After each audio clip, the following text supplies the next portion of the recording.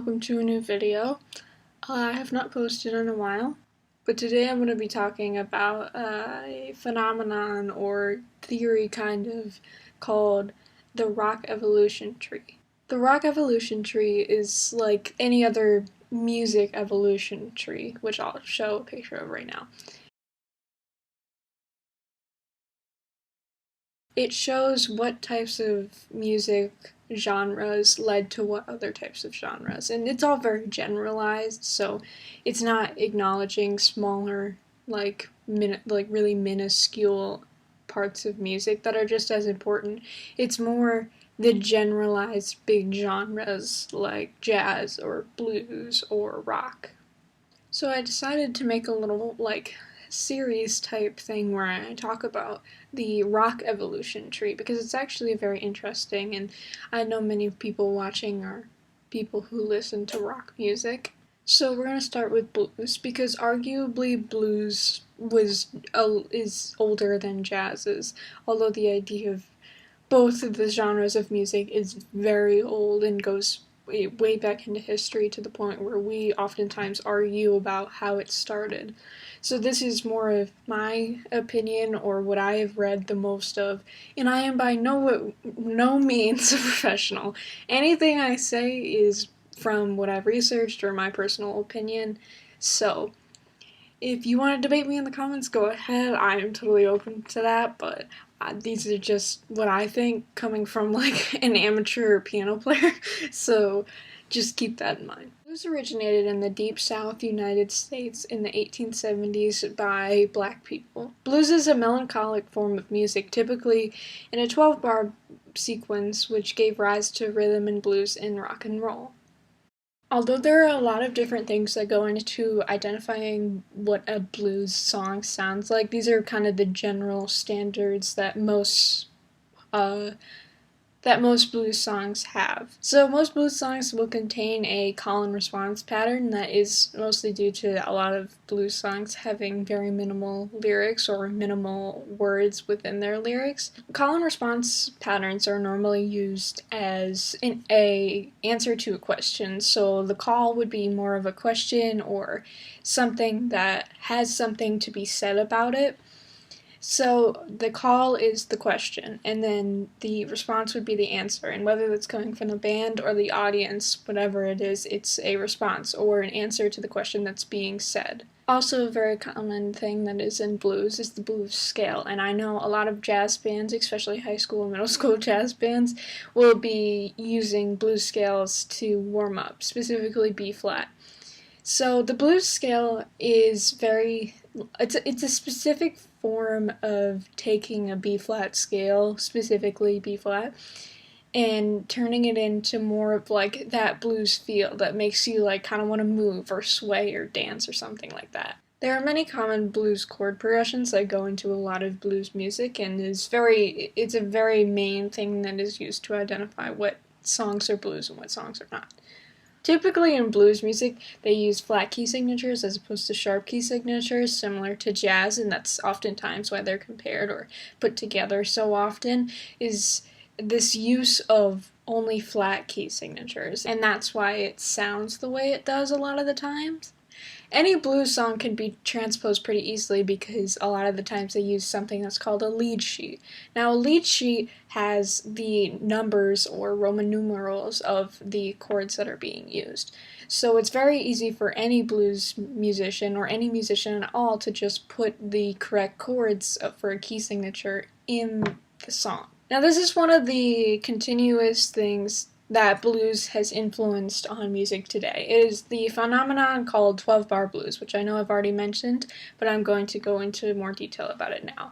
Now, 12-bar blues is one of the most common ways of improvisation, and I know this because when I was first learning how to improv on my piano, I learned the 12-bar blues form because it is such an easy and quick thing to remember and to keep track of, and it's great for people who are starting out with blues and jazz because it's the simplistics. It's 1 chord, 4 chord, and 5/7 chords. So the 12-bar blues consist of 4 measures of the 1 chord, 2 measures of the 4 chord, and then 2 more measures of the 1 chord, and then 1 measure of the 5/7 chord, one measure of the 4 chord and 2 measures of the 1 chord.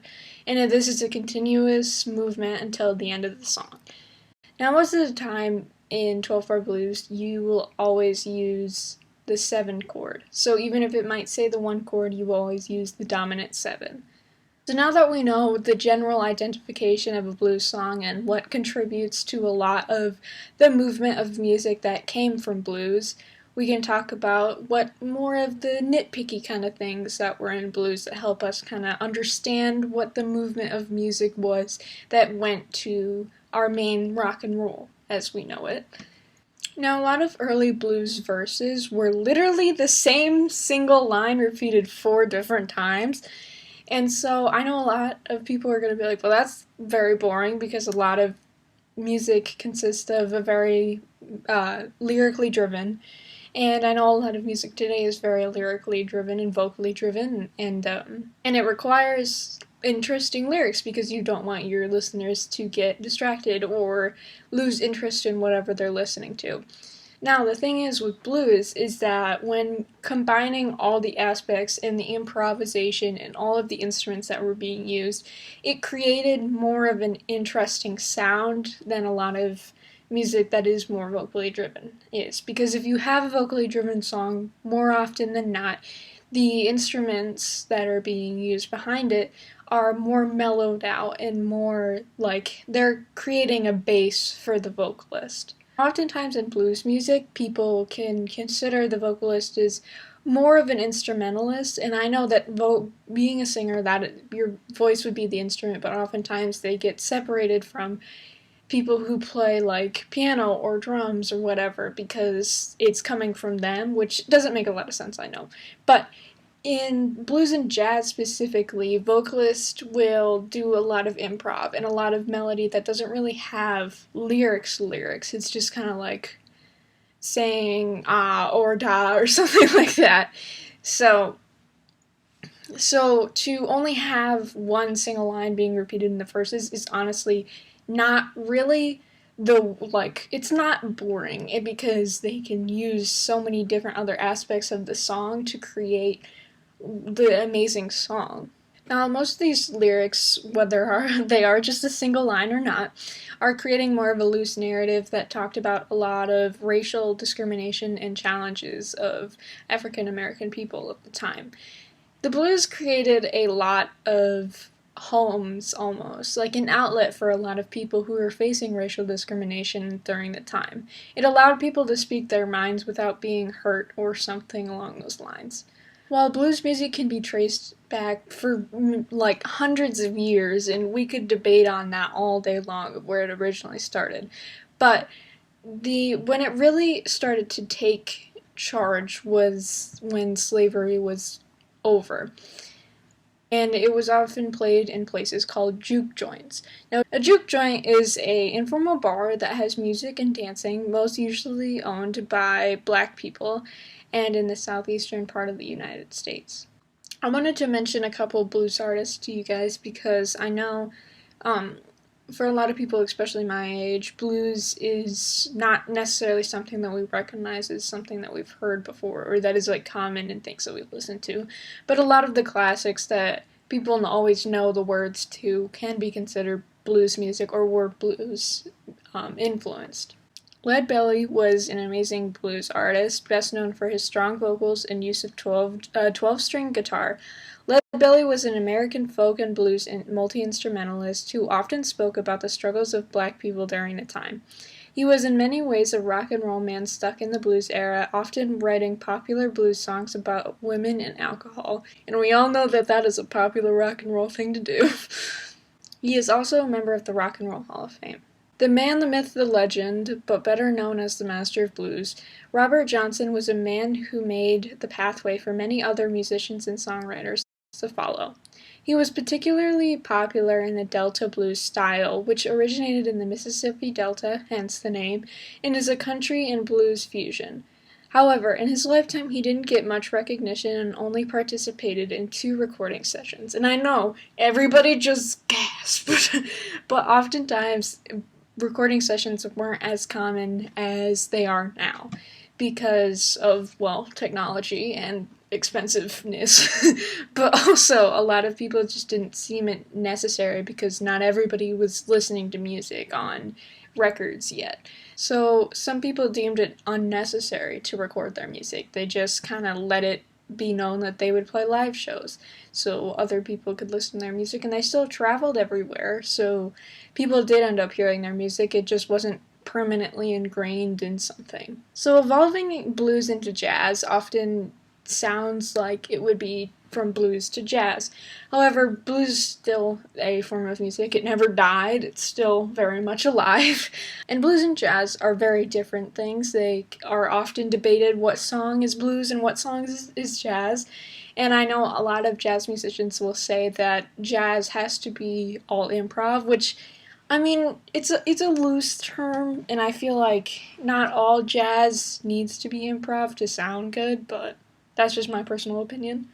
Many people still debate the true beginning of jazz around the world today. However, it is most popularly believed to have started in New Orleans and called upon blues and ragtime influences. Jazz has roots within West African culture and musical expression and African American musical tradition. Jazz gave a voice to many struggling people in the 1920s and 1930s. Now, there are many similarities between blues and jazz, particularly the call and response pattern that I talked about earlier. However, jazz took some of the main chord progressions that were typically considered blues chord progressions and kind of evolved them and changed them to give a more of a jazzy feel. And I know maybe that's like a very general thing to describe, but I think if you really listen to jazz music enough, you can get a feel of what jazz sounds like and what jazz makes you feel like. And that's kind of evolving on what the main blues chord progressions were, and even just having 1/7 note in there, it really changes the whole feeling of the songs. And even giving a lot of the notes that blues music had just different meaning and different usages. So it really created a whole nother type of music. And yes, jazz probably couldn't have existed without blues influences, but it's important to understand that jazz and blues are very different things. Now, jazz more commonly used polyrhythms and improvisation than normally blues music would have. Jazz moved across the world, giving birth to new styles, and this is when the style of New Orleans jazz began. New Orleans was founded in 1718 and differed greatly with the rest of the young United States with its Old World culture relationships. The people of New Orleans had an increasingly more liberal point of view, with their values being put in wine, good food, music, and dancing. And that is what I call good morals. They often held festivals and celebrations. These practices caused the governor of this territory to call them ungovernable because of their preoccupation with dancing. So we're already off to a great start for a city. New Orleans' abnormal history, its one-of-a-kind point of view, its rich ethnic and social makeup, and the subsequent social associations set up for the development of New Orleans jazz. Every culture, ethnic, and science group contributed to the musical environment of every inch of New Orleans. The city often appears as a time capsule for the sound of jazz, as still today it screams and shouts jazz music down every street. Now, we have to definitely thank the people at Preservation Hall for this, and I'm a big fan of their work.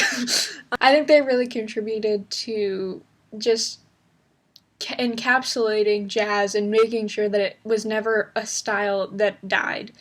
And it's still such a popular music form, arguably most expressive music forms in the world. Both jazz and blues gave birth to musical styles called skiffle and rhythm and blues in the late 40s and 50s. And I know skiffle is not a name that should ever be...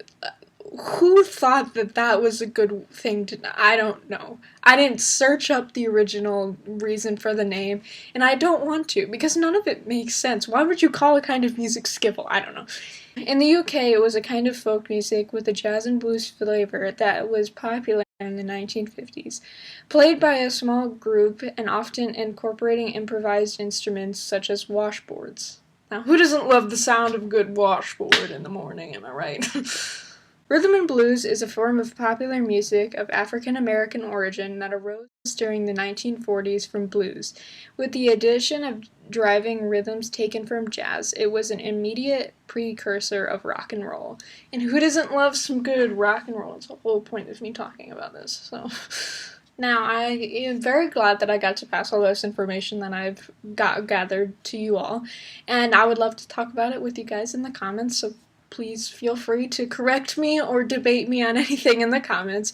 Make sure to hit that like button and subscribe, because I am going to be talking again to you about the 40s and 50s, possibly just the 40s. There's a lot going on there. But I'm glad that I could present this information to you guys, because I think it's important for the music that we listen to understand where it came from.